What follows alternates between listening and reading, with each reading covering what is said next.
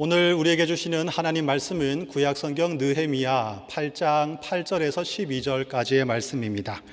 느헤미야 8장 8절에서 12절까지의 말씀을 우리 한 목소리로 합독하겠습니다.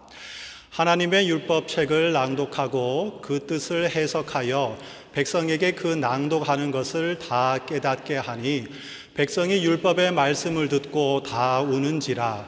총독 느헤미야와 제사장 겸 학사 에스라와 백성을 가르치는 레위 사람들이 모든 백성에게 이르기를 오늘은 너희 하나님 여호와의 성일이니 슬퍼하지 말며 울지 말라 하고, 느헤미야가 또 그들에게 이르기를 너희는 가서 살찐 것을 먹고 단 것을 마시되 준비하지 못한 자에게는 나누어 주라. 이날은 우리 주의 성일이니 근심하지 말라.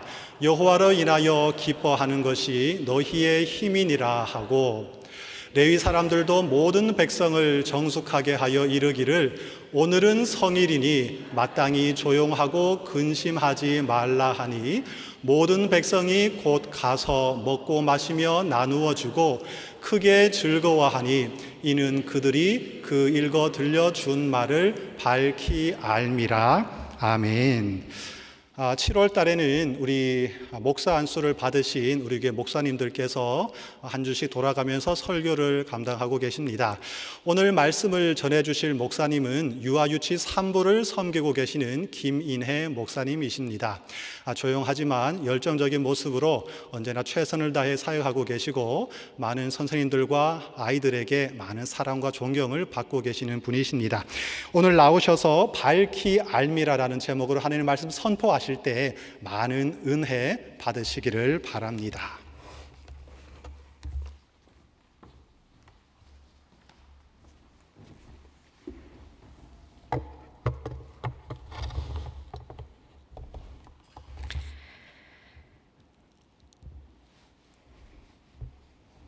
네, 안녕하세요. 여기에 서니까 떨리네요. 네. 사람에게는 욕구가 있습니다. 이러한 욕구는 타고난 것이고 우리를 움직이게 하는 동기, 움직이게 하는 힘이 됩니다. 이 욕구를 자극함으로 우리는 일어나게 되고 움직이게 되는데요. 다들 아시다시피 가장 기본이 되는 욕구가 생리적 욕구라고 합니다. 배가 고프면 밥을 먹어야 하기 때문에 일어나 움직이게 되고요. 배가 고프면 힘들기 때문에 이 욕구를 해결하기 위해 무엇이든 하게 된다라는 것입니다. 이러한 생리적 욕구에 대해 학자 매슬로우가 이렇게 말했습니다. 생리적 욕구는 다양한 욕구들 중에 가장 하위에 속하는 욕구이며 욕구가 채워지면 다음의 욕구로 올라간다라는 이야기를 했습니다. 생리적 욕구가 가장 낮은 욕구라면 그 위에는 안전 욕구, 소속감과 애정 욕구, 존경 욕구, 자아 실현 욕구 이렇게 쭉 올라가는데 이 5가지를 매슬로우가 5가지 욕구라고 해서 하나의 동기 이론을 펼쳤습니다. 그런데 이 매슬로우가 이후 조금 지나고 나서 2가지 욕구를 더 추가를 하면서 이론을 정립했는데요. 5가지 욕구 이외에도 인지적 욕구 그리고 심미적 욕구라는 것을 소개하고 있습니다. 이 2가지 욕구는 기본적이라는 것보다는 부수적인 것이긴 하지만 인간의 지적, 예술적 행위에 몰입하는 욕구로 심미적 욕구를 소개를 했고요. 그리고 또 한 가지 인지적 욕구라는 것으로 새로운 것에 대해 알아가는 욕구, 새로운 것을 추구하는 욕구라는 것을 이야기했습니다. 이 인지적 욕구는 문화나 교육을 통해 직접을 채우는 그런 욕구이고 어떤 특정한 대상이나 경험에 대한 발견, 재미를 통해서 이해와 배움을 추구하게 되는 욕구입니다. 이러한 인지적 욕구는 우리 주변에서 일어나는 다양한 삶을 기대하게 되고 오늘의 삶의 동기를 부여하게 되는 또 새로운 욕구라고 할 수 있겠는데요. 우리 교회 주변에 굉장히 가게들이 많고 또 이 가게들이 쉽게 사라졌다가 다시 생기기도 하고 하는 것을 볼 수 있습니다. 새로운 가게가 공사를 하기 시작하면 저 가게는 어떤 가게일까? 무엇을 파는 가게일까? 거기에서 혹시 맛있는 음식을 팔진 않을까? 또 이런 이야기를 하면서 이번에는 저 가게가 좀 오래 유지가 될까 이런 궁금해하고 또 꼭 그 가게에 가보시는 분들이 계시지요. 또는 그런 가게뿐 아니라 새로운 사람이 나타났을 때, 한 공동체에 새로운 사람이 나타났을 때 저 사람은 어떤 사람일까? 저 사람은 어떤 생각을 가지고 있을까? 하면서 인간에 대한 호기심과 궁금증으로 가득한 사람들도 있습니다. 이런 궁금증이 별로 없으신 분들이라도 오늘 저를 처음 보시는 분들은 오늘 함께 예배를 드리는 우리 여러분들은 오늘은 어떤 말씀을 들려주실까? 오늘 말씀을 전하는 저 목사님은 어떤 분일까? 혹시 이런 기대감이 있지 않으실까요?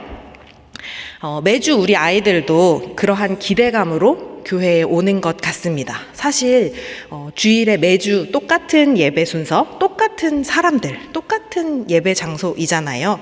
그런데 그 똑같은 예배 속에서 오늘에만 특별히 주시는, 특별히 말씀하시는 하나님의 특별한 말씀이 있고 오늘의 깨달음과 오늘의 새로운 이야기, 새로운 사건들과 새로운 만남들이 있습니다. 또 우리 아이들에게는 새로운 만들기, 새로운 놀이들이 이 아이들을 즐겁게 하고 매주 행복한 시간을 보내게 합니다. 아이들뿐 아니라 사실 우리들도 같은 본문 말씀이지만 우리가 이전에 보았던 본문 말씀일지라도 오늘은 어떤 말씀으로, 어떤 해석으로, 어떤 내용으로 우리에게 말씀해 주실까라고 기대하며 예배를 드리고 있을 때가 많이 있을 것 같습니다. 새로운 시각을 열어주고 우리에게 새로운 인사이트를 제공하면서 이렇게 우리는 인지적 욕구를 채워가고 있는지 모르겠습니다. 새로운 말씀과 새로운 은혜를 통해 얻게 되는 즐거움과 만남으로 이 교회 생활이 더 매일매일 재밌는 것 아닐까라는 생각을 해봅니다. 이 하나님의 말씀 속에서 오늘 오늘 나에게 주시는 하나님의 새로운 말씀을 깨달으며 하나님의 놀라움, 새로움을 알아가는 재미가 있기를 바랍니다. 오늘 본문의 배경이 되는 이 느헤미야는 사실 7월 한 달 동안 저희 소망 말씀 나눔을 통해 그리고 매일의 새벽 기도를 통해 다들 잘 아시는 본문일 거라고 생각합니다. 포로기 이후 포로 귀환 시대의 이야기로 성전 재건 후에 성벽을 재건하는 이스라엘 백성들의 이야기입니다. 당시 페르시아 왕궁에서 일하고 있던 느헤미야를 통해 하나님께서는 이스라엘을 다시 회복하시고자 하셨고 이 느헤미야는 이스라엘의 남은 자들과 함께 기도함으로 다시 새 예루살렘을 건축하고자 합니다. 페르시아 왕의 도움으로 이스라엘 백성들과 함께 하나씩 정말 천천히 건축되는 건설되는가 싶었지만 그 가운데 산발락과 도비아의 방해로 어려움을 겪기도 하고요. 그렇기 때문에 이스라엘 백성들이 또 한 손에는 병기를 들고 한 손에는 일을 하면서 이렇게 열심히 그 성벽 재건을 위해서 열심히 일합니다. 그 외에도 어려움들이 굉장히 많이 있지요. 다 소개하진 않겠지만 가난한 백성들의 어려움, 또 지도자 느헤미야에 대한 음모들, 이런 것들로 몸과 마음이 모두 힘들어져 갔습니다. 그럼에도 불구하고 성벽 공사가 우리는 또 결말을 다 알고 있으니까 다 잘 지어지지요. 어려움 속에서 마음과 힘을 모은 이스라엘 백성들에게는 감사가 넘쳤고 그렇게 성벽을 완공한 이후 느헤미야가 이제 무엇을 하느냐? 하나님 앞에서 하나님의 말씀을 회복합니다. 결국 느헤미야서를 통해 나타난 이스라엘 공동체의 회복은 단순히 겉모습의 성벽의 성전의 재건뿐 아니라 이들의 영적 회복을 위해서 함께 모였고 영적 회복에 힘쓰는 것으로 나타나 있다고 말할 수 있겠습니다. 이러한 가운데 본문 8장, 오늘 우리가 함께 읽은 본문 8장에서는 자기 성읍에 거주하던 모든 백성이 수문 앞 광장에 모여 율법책에 귀를 기울이고 있는 모습을 보고 있습니다. 새벽부터 정오까지 율법책을 읽는데요. 이것은 마치 지난 한 주간 있었던 성경 통독의 모습과도 닮아 있는 것 같고요. 매년 여름에 우리 아이들이 함께 모여서 하나님의 말씀에 귀 기울이며 하나님과 함께 시간을 보내는 여름 수련회, 여름 성경학교의 모습과도 닮아 있는 것 같습니다. 그리고 그 날은 일곱째 달이다라고 말하고 있는데요. 그러고 보니 지금이 마치 7월이지 않습니까? 사실 유대교의 달력은 지금 현재 우리가 사용하고 있는 달력과 달라서 7월이라고 해도 7째 달과 지금 우리가 생각하는 7월과는 조금 다릅니다. 이들이 칭하는 7째 달은 티시리월로 우리가 사용하는 달력으로는 9, 10월에 해당하는 달입니다. 이 티시리월에는 장막절이라고 하는 초막절이 있고요. 그래서 8장 14절에도 보면 이스라엘 자손은 7째 달 절기 초막에서 거할지니라 라고 말씀에도 적혀 있습니다. 바로 이때에 어쨌든 그들이 모두 한자리에서 하나님의 말씀을 들으며 하나님의 율법을 알아가기에 힘썼던 것을 볼 수 있습니다. 거기에 모인 사람은 누구였을까요? 바로 모든 사람이었습니다. 이 모든 사람은 성경에서는 이렇게 얘기하고 있는데요. 남자나 여자나 알아들을 만한 모든 사람이다 라고 이야기를 합니다. 몇 살부터 몇 살까지 또는 남녀 이렇게 구분하지 않습니다. 하나님의 말씀을 듣고 싶어하고 하나님의 말씀을 알고 싶어하는 모든 사람들이 그 자리에 모일 수 있었다라는 것입니다.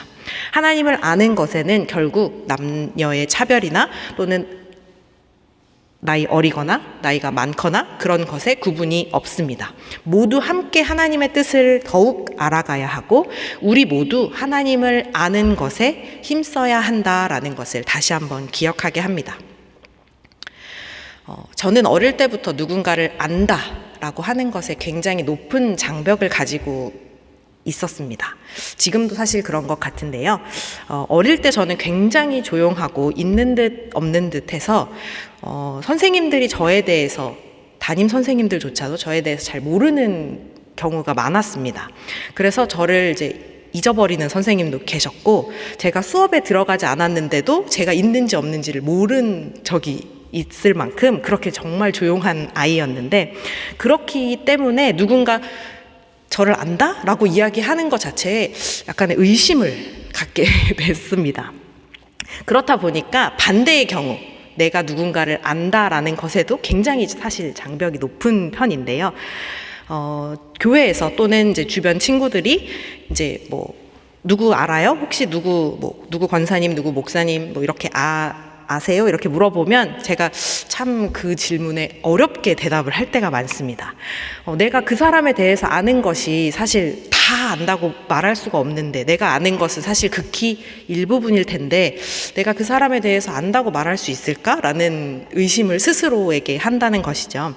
그래서 이런 질문을 하면 얼굴과 이름만 알아요 라고 대답하는 경우도 있고 또는 그분의 모든 생애 중에서 저는 학교 다녔을 때 그 부분만에만 알아요. 뭐 이런 식으로 약간 애매한 대답을 한다는 것이죠. 그래서 나에게는 좋은 분으로 다가오는 분이지만 또 누군가에게는 안 좋은 분일 수 있기 때문에 이게 또 안다라고 이야기하는 것이 굉장히 어렵게 다가오는 편입니다. 그래서 저는 사실 하나님을 안다라고 하는 것에도 굉장히 장벽을 많이 높이고 있는 것 같습니다. 그래서 나는 하나님에 대해서 알지만 내가 아는 것이 얼만큼일까라는 의문을 항상 갖고 있는데요. 내가 겪은 하나님은 이런 분인데 나에게는 하나님이 이렇게 해주셨는데 하나님이 저 사람한테는 이렇게 안 해주셨을 것 같은데 하나님은 저 사람에게는 이런 분이시지 않을까 이런 생각을 한다는 것이죠. 그래서 내가 사실 이렇게 앞에서 전하는 것이 또는 아이들에게 전할 때 내가 경험한 하나님을 전하지만 내가 경험한 하나님이 혹시 한 부분만이지 않을까라는 생각을 하게 되는 때가 많습니다. 그러면서도 동시에 하나님에 대해서 정말 다양한 전도사님, 다양한 목사님들을 통해서 우리가 말씀을 듣고 하나님에 대해서 이야기를 들으면 얼마나 무궁무진한 하나님의 다양한 모습들을 우리가 볼 수 있을까라고 기대하면서 새로운 호기심이 발동이 됩니다. 그래서 더 기대가 되고 더 재밌는 그런 느낌이 있습니다. 그래서 하나님이 이렇게 말씀하셨을까라는 생각을 해보는데요. 하나님을 아는 것에 힘쓰라라고 이야기를 하십니다. 제가 사실 제일 좋아하는 성경 구절은 호세아 6장 6절인데요. 이렇게 나와 있습니다. 나는 인애를 원하고 제사를 원하지 아니하며 번제보다 하나님을 아는 것을 원하노라. 북이스라엘의 백성들이 하나님을 섬기지 않고 하나님에 대해 알지 못할 때 하나님은 이 호세아 선지자를 통해서 북이스라엘의 멸망을 말씀하시면서 제사나 번제의 거칠애가 아니라 진정으로 하나님을 아는 것에, 하나님을 더욱 아는 것에 힘써라라고 이야기를 하셨다는 것이죠. 그리고 잠언에서도 보면 우리가 지혜의 가장 근본이 되는 것이 여호와를 경외하는 것, 그리고 거룩하신 자를 아는 것이 명철이다라고 이야기하고 있습니다. 아는 것이 힘이고 하나님을 알고 하나님의 뜻을 구하는 것, 그것이 참된 지혜고 하나님께서 원하시는 것이라는 것이죠. 예수님께서도 요한복음 10장 15절에서 영생은 곧 유일하신 참 하나님과 그가 보내신 자 예수 그리스도를 아는 것이니 라고 말씀하셨습니다. 영생이 그리스도를 아는 것에 있다라는 것이죠. 결국 우리가 하나님을 아는 것, 예수 그리스도를 아는 것, 이 인지적 욕구를 발동해서 더욱 하나님 알기에 힘쓰는 것이 필요하고 하나님께서 이것을 우리가 놓지 않고 따를 것을 명령하신다라고 알 수 있습니다. 그렇기 때문에 오늘 말씀 12절 끝부분에서도 이는 그들이 그 읽어 들려준 말을 밝히 알미라 라고 문장을 맺으면서 그들이 크게 즐거워하는 이유가 바로 그들이 밝히 알기 때문이다 라고 설명하고 있습니다. 밝히 아는 것. 그들은 하나님을 알고 하나님의 말씀을 알고 하나님의 뜻을 알았다 라는 것을 이야기하고 있습니다. 이렇게 하나님에 대해 밝히 알므로 그들은 하나님을 충분히 경험하고 하나님의 백성으로 함께 나아갑니다. 하나님께서는 결국 하나님을 알아가기를 힘쓰며 1년에 한 번 이렇게 한 자리에 모여서 율법책에 귀를 기울일 수 있도록 이스라엘 백성을 모으셨던 것이 아닐까라는 생각을 해봅니다. 매주 매일의 예배가 있지만 그들을 위한 그 예배 이외에 특별히 한 자리에 절기로 인해서 큰 성회를 베풀면서 모든 사람들을 한 자리에 모으는 것, 그리고 그 모인 자리에 율법책을 함께 읽는 그 자리로 나아올 것을 명령하는 것입니다. 그 자리가 바로 오늘 이 자리이고 우리 아이들의 자리, 그리고 우리가 함께 해야 할 자리가 아닐까 생각해 봅니다. 이렇게 모인 자리에 얼마나 은혜가 넘쳤겠습니까? 얼마나 큰 축복이 있었을까요? 그런데 이스라엘 백성들은 그저 하나님의 율법을 읽는 것에만 그치지 않습니다. 가능하신 분들은 오늘 본문 말씀 8절 같이 함께 읽어보면 좋겠습니다. 하나님의 율법책을 낭독하고 그 뜻을 해석하여 그 백성에게 그 낭독하는 것을 다 깨닫게 하니. 하나님의 말씀을 낭독하였다라고 하는 것은 하나님의 말씀을 읽었다라는 것이겠지요. 하나님의 말씀을 읽는 것은 이 율법학자 에스라의 역할이었습니다. 많은 이스라엘 백성들이 모인 가운데 이 한 사람 에스라 율법학자가 하나님의 말씀을 낭독한 것입니다. 그런 이 낭독하는 하나님의 율법책 그 가운데 이 이스라엘 백성들은 그 읽는 것을 그냥 듣기만 하고 있을 텐데 그것을 과연 이해할 수 있을까라는 의문이 들게 됐는데요. 이스라엘 백성들은 사실 이전까지 에스라가 지금 이렇게 같이 느헤미야와 함께 성벽을 건축하고 함께 모여서 말씀을 듣는 이 자리가 굉장히 오랜만에 겪는 일일 것 같습니다. 아무리 우리가 성경에 대해 잘 안다고 해도 그냥 앞에서 성경을 읽어주기만 하면 우리가 그것을 다 이해하고 다 깨달을 수 있을까? 그렇지 않을 것 같습니다.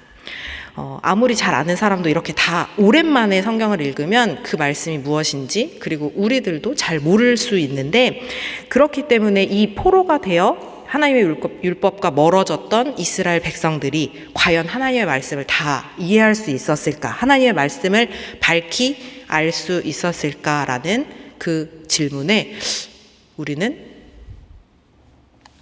네라고 대답할 수 없을 것 같습니다. 그래서였을까요? 에스라의 옆에 서 있는 사람들이 있음을 보게 됩니다. 이 사람들은 하나님의 말씀을 읽는 에스라와 백성들 사이에 있는 사람들입니다. 그 사람들은 바로 레위 사람들이었고요. 이 사람들의 명단은 바로 앞 7절에 나와 있습니다. 바로 하나님의 말씀을 낭독한 후에 그 뜻을 백성들에게 해석해주는 자들이었습니다. 레위 사람들의 역할은 이스라엘 백성들이 그 하나님의 말씀을 읽고 쏙쏙 잘 이해할 수 있도록 해석해 주고 있는 것이죠. 이 사람들은 예배를 돕는 자로 우리는 알고 있는데 바로 이렇게 하나님께 예배할 때 하나님의 뜻을 잘 이해할 수 있도록, 잘 알 수 있도록, 잘 깨달을 수 있도록 설명하고 해석해 주었습니다. 하나님께 온전한 예배를 드릴 수 있도록 돕는 자였다는 거죠. 이들의 모습을 보면서 저는 교회학교 선생님들의 모습이 바로 이러한 모습이지 않을까라는 생각을 해봅니다. 교회학교에는 많은 선생님들이 계시지요. 우리 선생님들은 우리 아이들이 하나님의 말씀을 잘 이해할 수 있도록, 하나님의 말씀을 잘 깨달을 수 있도록 정말 꼭꼭 씹어서 전달해 주십니다. 제가 섬기고 있는 유아유치 3부는 유치부 그리고 유아부, 그러니까 4세, 5세인 유아부, 6세, 7세인 유치부가 같이 함께 있는 통합 부서입니다. 31개월부터 7살까지의 아이들이 모두 있다 보니까 유아부, 유치부 어린이들의 차이가 굉장히 크게 다가올 때가 있습니다. 성인의 3살, 4살의 차이와는 정말 다르고 정말 한 해 한 해가 정말 아이들이 처음에는 말을 제대로 못하다가 단어를 이야기하고 문장을 이야기하고 이해하는 그 질문을 하는 그 아이들의 모습을 보면서 정말 많은 생각을 하게 되는 부서인데요. 그렇다 보니까 아이들과 함께 말씀을 나누면서 정말 어렵게 다가올 때가 있습니다. 같은 이야기를 해도 과연 이 아이들이 다 알아들었을까? 유치부와 어린이들은 종종 제가 하는 이야기를 시시하게 받아들이기도 하고 또는 유아부 아이들은 너무 어려운 이야기를 하는 것 아닐까 하면서 전혀 못 알아듣겠다는 이야기로 눈으로 볼 때가 있습니다. 그렇기 때문에 함께 예배를 드리지만 과연 이것이 잘 전달되고 있는지, 잘 이해했을지 의문이 들 때가 있는데요. 그럴 때 저는 의심하지 않고 선생님들을 믿습니다. 선생님들은 각 반에 가서 다시 한번 목사님의 이야기를, 제 이야기를 다시 한번 설명해 주시고 오늘의 이야기를, 오늘의 성경 말씀을 다시 한번 아이들에게 설명해 주십니다. 이 아이들은 반복되는 이야기 속에서 다시금 예수님에 대해 경험하고 예수님의 이야기를 들으면서 하나님을 알아가고 말씀을 배우게 되는 것이지요. 그리고 또한 이 말씀을 읽는 것에 그치지 않고 말씀을 가르쳐주고 꼭꼭 씹어주는 또 다른 사람들이 있는데 바로 목사님, 전도사님들이 각 부서에 그리고 또 교회에 많이 계시지요. 바로 이렇게 우리에게는 이 느헤미야, 에스라와 백성들 사이에 있던 레위 지파와 같은 사람들이 우리에게는 목사님, 전도사님들로 그리고 선생님들로 이렇게 함께 계신다라는 것을 보게 됩니다. 그런데 뿐 아니라 이 사람들도 열심히 끊임없이 배우고 있는 모습을 보이기도 합니다. 우리가 읽진 않았지만 이 13절 뒤쪽으로 보면 사람들을 더 잘 가르치기 위해서, 사람들에게 말씀을 더 잘 알려주기 위해서 이 학사 에스라에게 사람들이 모두 모여서 우리가 어떻게 하면 더 잘 이해할 수 있을까, 잘 가르칠 수 있을까를 고민하고 있기도 합니다. 그런데 이렇게 하나님을 더 알아간다라고 하는 것은 단순히 인지적인 차원에서, 그러니까 지식적인 차원에서 많은 내용을 전달하는 것이 그것만이 하나님을 더 알아간다라고 말할 수는 없을 것입니다. 제가 아까 말씀했던 누군가를 안다라고 이야기하는 것이 그냥 그 사람의 얼굴을 안다, 이름을 안다라고 하는 것이 그게 그냥 안다라고 하는 것과 조금 다른 것처럼 하나님을 안다라고 하는 것은 지식적으로만 이해할 수는 없습니다. 어제 영유아 유치부에서 부모 교육이 있었는데요. 어제 오셨던 부모 교육 강사님이 이런 이야기를 하셨어요.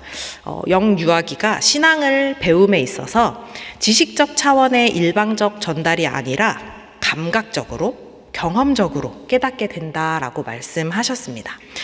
영유아 유치기의 어린이들은 이 인지적 발달이 아직 미숙하기 때문에 엄마를 안다라고 했을 때 우리 엄마가 얼굴이 어떻게 생겼고 학력이 어떻고 이력이 어떻고 엄마의 사회적 신분이 어떻고 이런 것에 대해서 아이가 아는 것이 아니라 엄마를 아는 것은 엄마의 냄새를 알고 엄마의 촉감을 알고 엄마의 소리를 알고 이렇게 엄마를 감각적으로 안다라는 것을 이야기했습니다. 그렇기 때문에 하나님을 안다, 하나님을 알려준다라고 하는 것은 단순히 지식적으로만 알려주는 것이 아니라 그들과 함께하는 분위기, 교제, 그리고 그 안에서 드러나는 사랑의 그 감각을 통해서 아이들에게 하나님을 전달해야 한다라고 이야기합니다. 그렇기 때문에 우리가 하나님을 더 밝히 알아간다라고 하는 것도 하나님을 다각적으로 이해하고 하나님과 만남으로 하나님을 경험함으로 하나님에 대해 더 잘 알아야 하는 것입니다. 예수님의 비유 중에 우리 모두 잘 아시는 달란트 비유가 있습니다. 달란트 비유에는 5달란트와 2달란트를 받은 자들은 충성된 종이라고 일컬음을 받으면서 칭찬을 받지요. 그런데 1달란트 받은 자에게는 악하고 게으른 종이다라고 꾸지람을 하셨습니다. 이 1달란트 받은 자가 꾸지람을 받은 이유 무엇일까요? 그가 다른 이들과 달리 1달란트를 땅에 묻어두었기 때문인가? 마태복음 25장 26절에는 그 주인이 이렇게 이야기하고 있습니다. 악하고 게으른 종아, 나는 심지 않은 데서 거두고 해치지 않은 데서 모으는 줄로 내가 알았느냐? 결국 1달란트 받은 종은 주인에 대해서 잘못 알았다라는 것을 보게 됩니다. 종은 주인의 뜻과 생각을 잘 이해하지 못했기 때문에 주인에 대해 밝히 알고자 하지 않았기 때문에 결국 꾸지람을 받았고 내쫓김을 당하게 되는 것입니다. 결국 이렇게 하나님을 제대로 잘 알고자 노력해야 한다라는 것을 우리 다시 한번 보게 되는데요.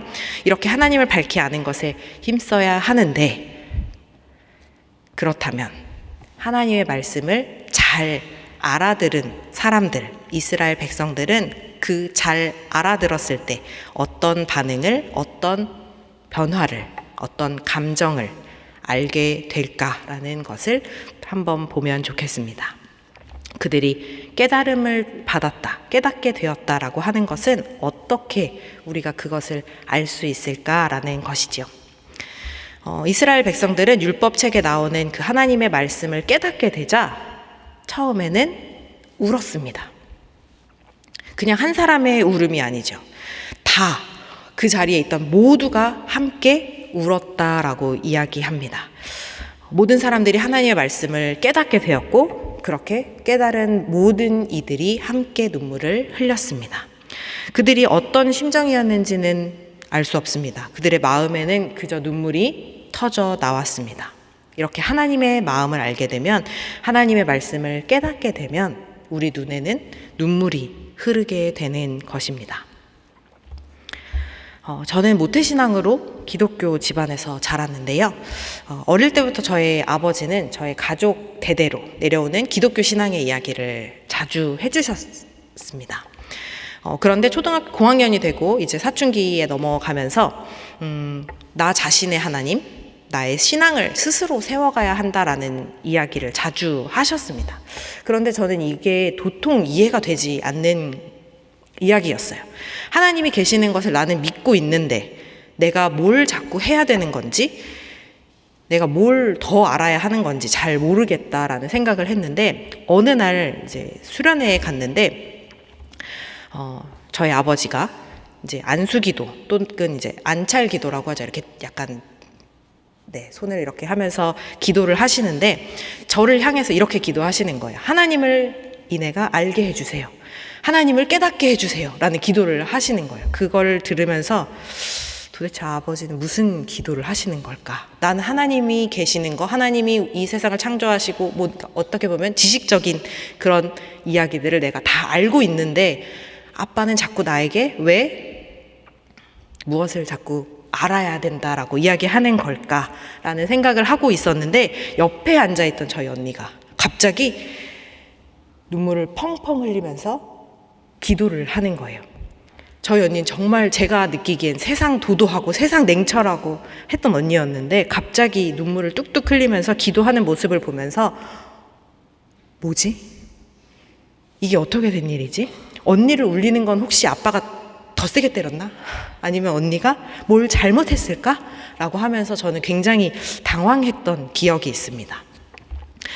그리고 나서도 하나님이 도대체 어떤 분인지 잘 모르고 그 수련회를 마치고 이후 그 충격이 다 잊혀질 때쯤 친구와 함께 했던 찬양 집회에서 하나님은 저에게 그 눈물의 의미를 알게 하셨고요. 저의 눈에서도 닭똥 같은 눈물을 뚝뚝 흘리게 만드셨습니다. 그리고 나서야, 그때서야 언니가 이래서 눈물을 흘렸구나. 이래서 눈물이 나는구나. 하나님께서 하나님을 만나면 이렇게 눈물이 나는구나 라는 것을 깨닫게 되었습니다. 하지만 그 개인이 느끼는 눈물의 의미는 모두 다 다를 것 같습니다. 누군가에게는 감격의 눈물이기도 하겠고, 기쁨의 눈물 또는 슬픔의 눈물, 누군가에는 안타까움의 눈물일 수도 있습니다.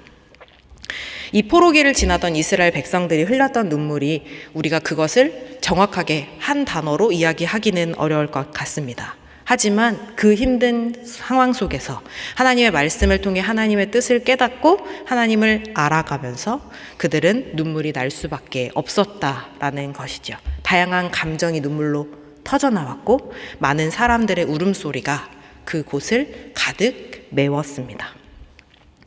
그러자 지도자 느헤미야와 에스라 그리고 레위 사람들이 이스라엘 백성들을 위로하면서 말합니다.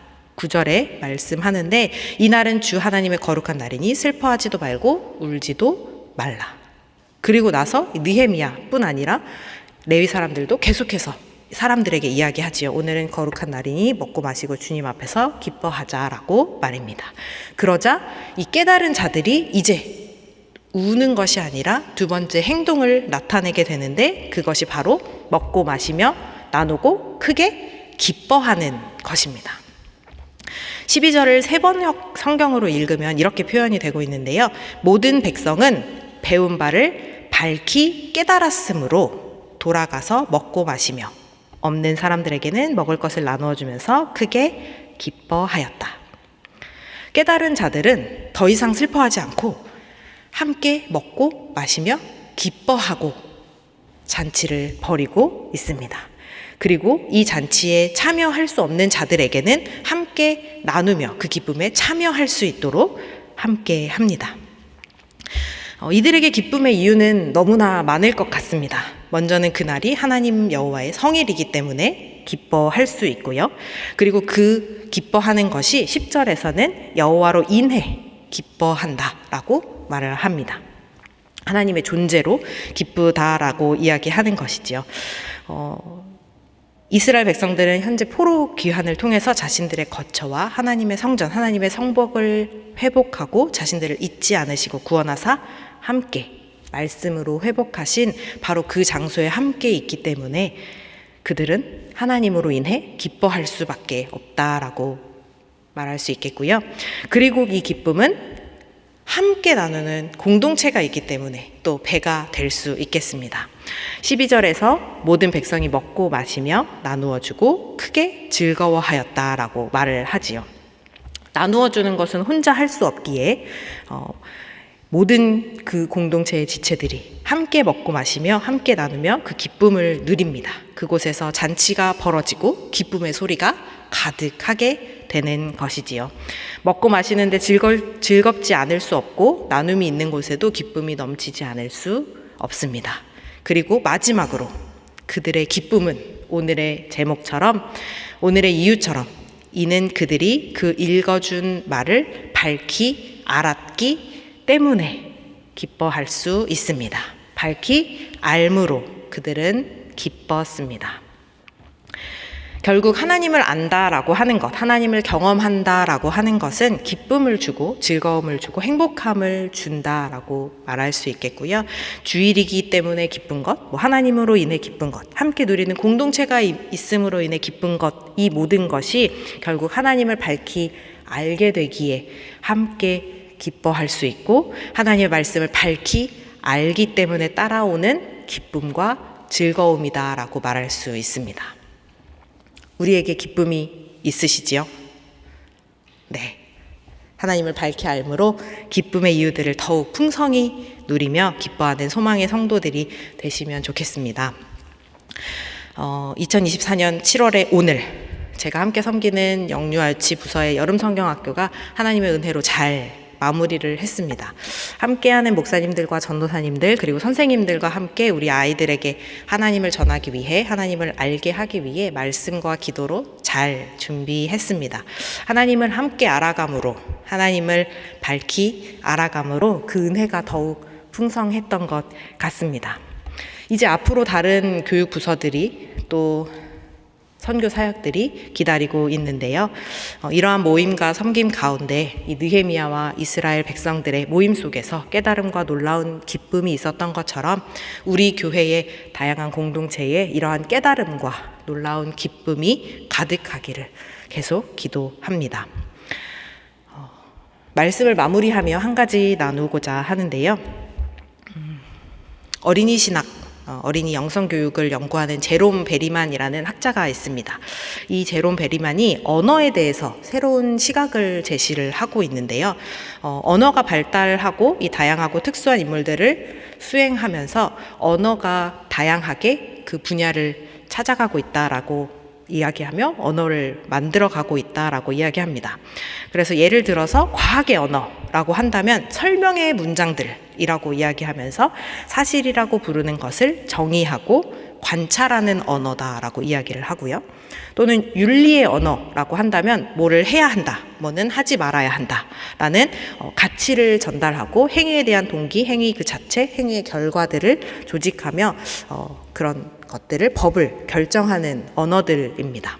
그리고 또한 예술의 언어라고 표현하기도 하는데 이것은 세계의 아름다움과 중요성을 표현하는 언어다라고 이야기하는데 그 가운데 베리만이 종교 언어가 있다라고 이야기했습니다. 이 종교 언어는 우리를 하나님께로 더 가까이 나아가게 하고자 하는 언어라고 이야기하는데요.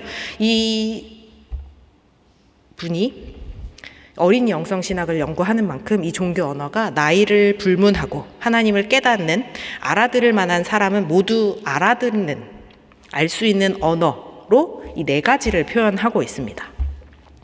첫 번째는 침묵인데요. 침묵은 알지 못함, 단절, 아직 발견하지 못함이라는 것으로 이야기를 합니다.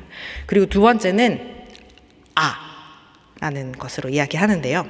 뭔가 발견했을 때 라고 이야기하는 바로 그 단어가 이 신비의 임재 하나님의 손길 안에서 무언가를 스치듯이 걸음을 내디디며 내뱉는 단어로 를 표현하고 있습니다.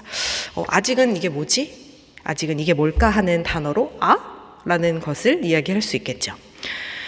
세 번째로는 라는 경험이 깨달음의 경험으로 바뀌는 아하라고 이야기합니다. 경험을 확인했고 무언가 깨달았을 때 아하라고 이야기하는 것이죠.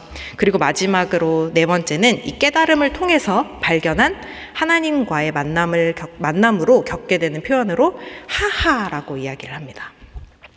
그러면서 이 하하라는 단어를 그냥 단순하게 웃음, 기쁨의 표현이라고 이야기를 하는 것이 아니라 울음이 표현되는 역설의 단어다라고 이야기를 합니다. 웃을 때까지 울게 되고 울 때까지 웃게 되는 이해되지 않는 기쁨의 눈물, 이런 모순된 이미지를 담고 있다라고 이야기하는 것인데 오늘 말씀에 나왔던 이 사람들처럼 하나님을 밝히 알므로 울고 웃는 그들의 모습이 바로 이 하하와 같은 모습이 아닐까 생각해 봅니다. 오늘 주의 날 복된 주일을 마무리하면서 오늘 우리에게는 어떠한 언어가 입을 맴돌고 있습니까? 혹시 내일의 삶, 오늘의 삶이 너무 침묵 가운데 있게 하지는 않았을지 생각해 보고요. 또는 정도로 발견하기 전 단계로 의 정도를 이야기할 수도 있겠습니다. 하지만 오늘 말씀을 묵상하고 정리하면서 하나님의 밝히 알므로 아하 정도 또는 하나님을 만남으로 그 울음을 담은 하하가 터져 나올 수 있기를 기도합니다. 오늘도 하나님을 밝히 알매 힘쓰는 우리 소망의 성도들 모두 되시기를 주님의 이름으로 축복합니다. 함께 기도하겠습니다. 하나님, 오늘도 우리에게 하나님을 밝게 알게 하시며 깨닫게 하시니 감사합니다. 하나님을 알아감으로 더 큰 기쁨과 감격이 오늘 우리에게 있기를 소망합니다. 매일매일 하나님을 아는 것에 더욱 힘쓰게 하시고 하나님을 경험하며 하나님을 알아가는 것에 기대함과 소망이 있게 하여 주시옵소서. 힘들고 어려운 시기 속에서 모이기에 힘쓰며 함께 하나님을 알아가는 공동체가 있음에 감사합니다. 우리가 서로를 위해 기도하고 격려하고 위로할 때 언제나 우리와 함께 하시고 밝히 알매 은혜를 누리게 하여 주시옵소서. 오늘도 우리를 가르치시며 우리를 더욱 깨닫게 하시는 예수님의 이름으로 기도합니다.